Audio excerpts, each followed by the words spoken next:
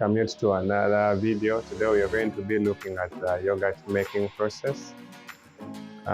Yes, I'm dressed like this because firstly we are in a pilot plant and we deal mostly with foods. So you have to be sure that you're fully dressed for the process to prevent any contamination from the body and to the food. So that's why we have to be fully dressed in an overcoat, a headgear, and then gumboots. Just their safety measures to prevent any contamination. Today with the yogurt making process, we are going to be going through the whole process of the yogurt from the start to the end. So where do we begin from? Yes, we receive milk from, we first receive milk from our suppliers. We have suppliers of milk. It's dairy milk, yes, from cows, dairy cow's milk. It's the milk that we use for our yogurt.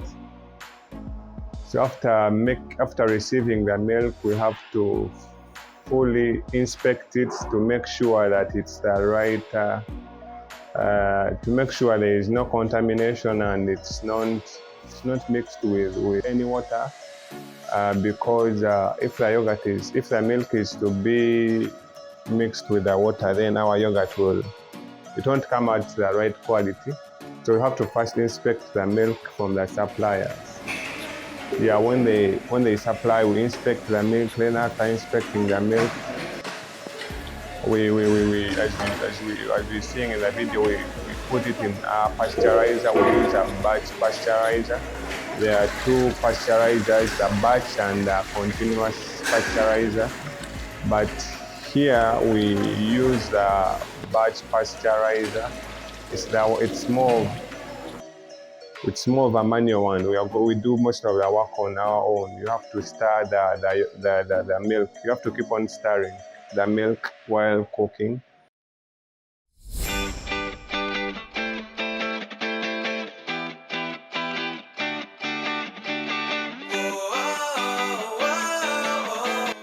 So yeah. So after receiving the milk, we put it in a batch pasteurizer and we pasteurize the milk till to a desired temperature. Depending accordingly, it depends on the type of the milk you have, but it's usually pasteurized to between 90 to 95 degrees, but for 90 to 95 degrees. So as we pasteurize it till to 90 or 92 degrees. So yes, we are supposed to pasteurize our milk up to 90 degrees. And the reason of pasteurizing the milk is so that we remove all the bacteria. We kill all the bacteria in the milk. Yes, so in the process of pasteurizing the milk, we add in ingredients, as you are going to be seeing in the video. We add in ingredients in the milk. We add in sugar. We add in starch. Yes, we add in sugar and starch. Those are like the main ingredients for yogurt making. Others you can improvise according to your own recipe. But for us here, we are going to be using sugar and starch. Starch is to thicken and improve on the mouthfeel of the yogurt. Yes, some people were asking me in a previous video which kind of starch that we use. The different starches that can be used in yogurt. I know someone in Nigeria that uses red sweet potatoes. Yes, they use that because they wanted to improve on the immunity. They realized in their community that they had children that were suffering with a deficiency of vitamin D. Since the sweet potatoes are rich in vitamin D, so they use that as their starch to improve on the human, to improve on the nutrients in the yogurt. So you can use different starches to improve on the yogurt. There are those that you can use cassava starch, as long as it's a starch. You can use gelatin. Yeah, so there are different starches. We use starches. The starch helps in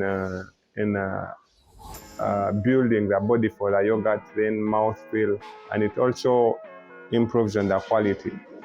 Yes, you can also use gelatin. Gelatin is also a starch, so you can also go with gelatin. Yeah, so we add in the starch, sugar. Yeah, those are like the beginning things you can begin with when making the yogurt.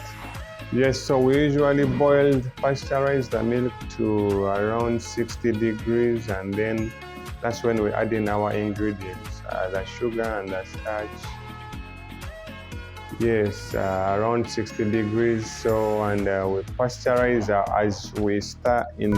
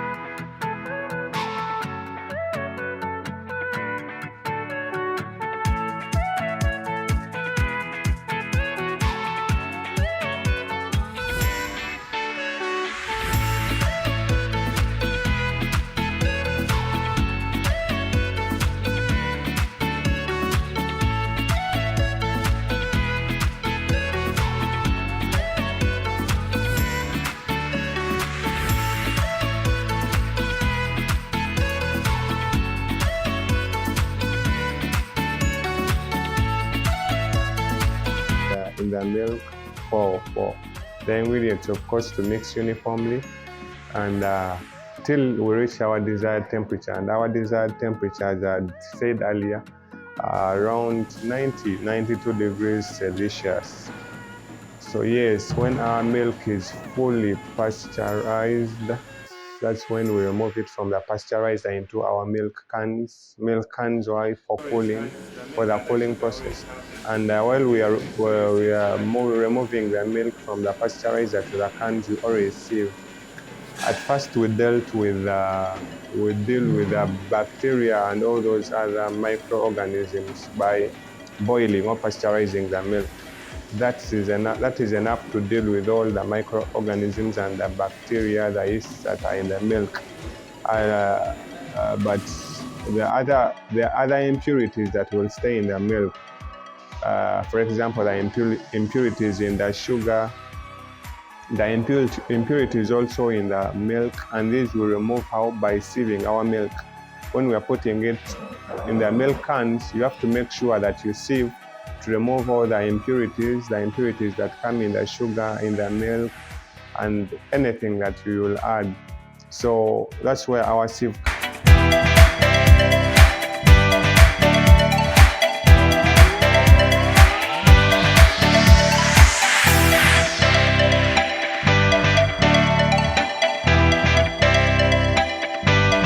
comes in. So we sieve the milk to remove all these other impurities, since we have already dealt with the bacteria. So yes, we remove the milk from the pasteurizer to the milk cans, and in the milk cans we cool our milk. Yes, we cool the milk to around 45 degrees Celsius. 45, why? Because this is the optimum. This is the point where we inoculate the milk, or we introduce our culture to the milk. So we have to cool it to 45 degrees Celsius. Why 45? 45 degrees Celsius is the optimum temperature for the culture to ferment optimally.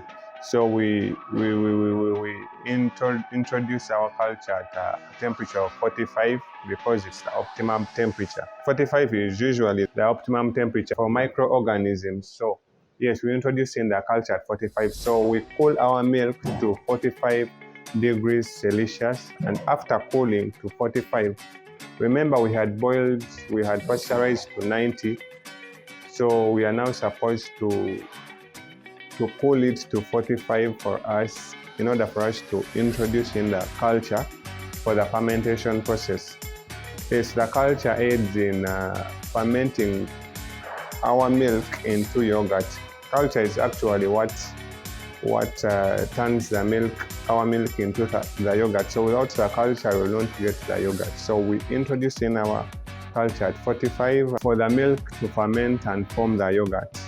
Yes, when we introduce in the culture, we give it to a period of 8 to 12 hours, depending on the conditions, the different conditions that support the fermentation process, warmth, all those conditions that are involved. Fermentation process it's usually the culture acting on the milk and the sugars, yes, to form our yogurt. So the milk will ferment for that period, and then after those hours, that's when our yogurt will form. So after the fermentation process,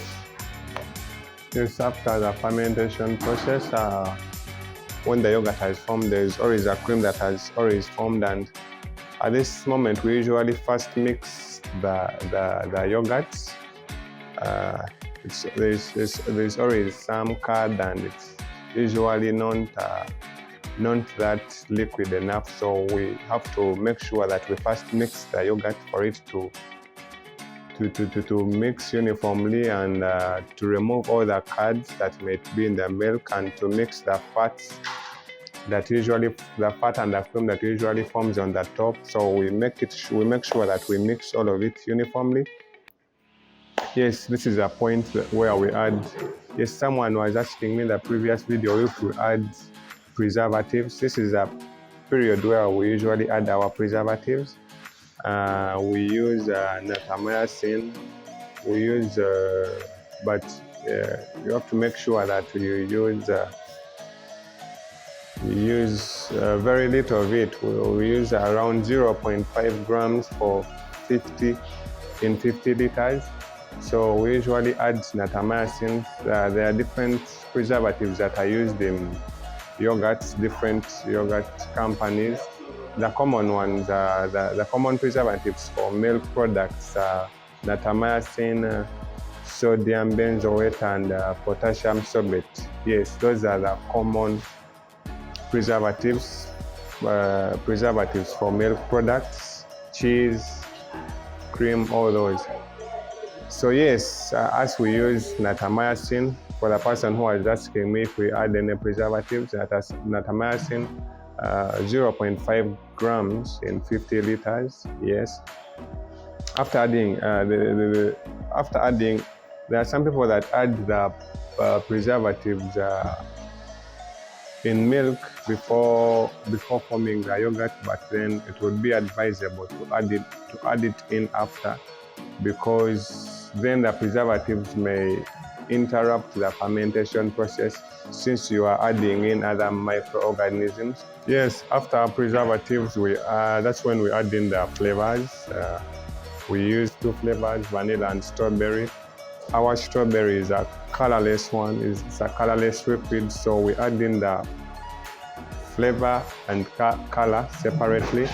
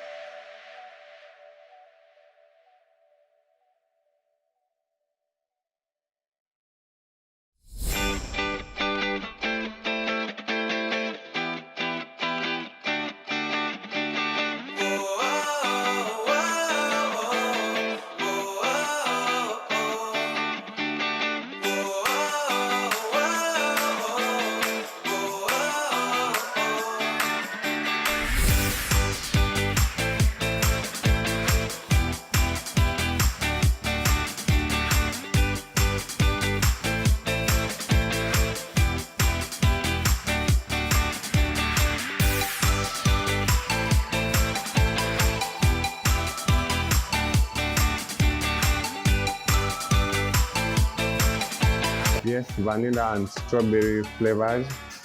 After adding in our flavors. We usually put 50 mils in 50 liters, and then color we usually use 25 mils in still in 50 liters.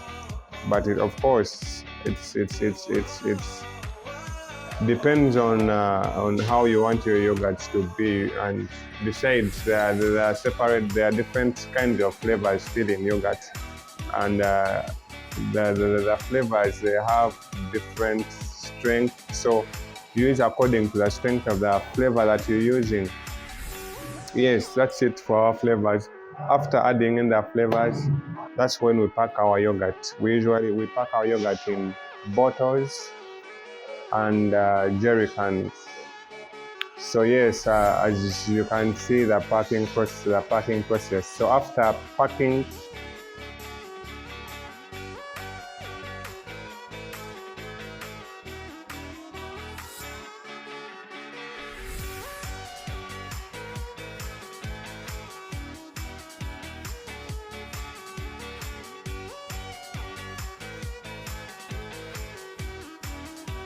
you have to make sure that your yogurt is stored in refrigerated conditions. If you don't keep it in refrigerated conditions, then the fermentation process will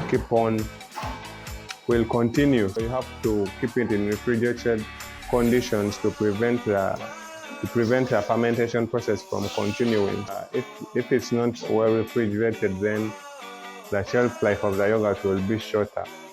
So we usually keep it in refrigerated conditions after packing it. The cold rooms is where we keep our products whenever we have finished packing, whenever we are done with the packing process. So that's it generally for the yogurt making process. Maybe in case of any other more questions, yes, you can ask and I will answer them in the comment sections below. And maybe don't forget to subscribe to the channel for more of these insights and more educational videos on different food processes. Yeah, that's it. Till next time, bye bye.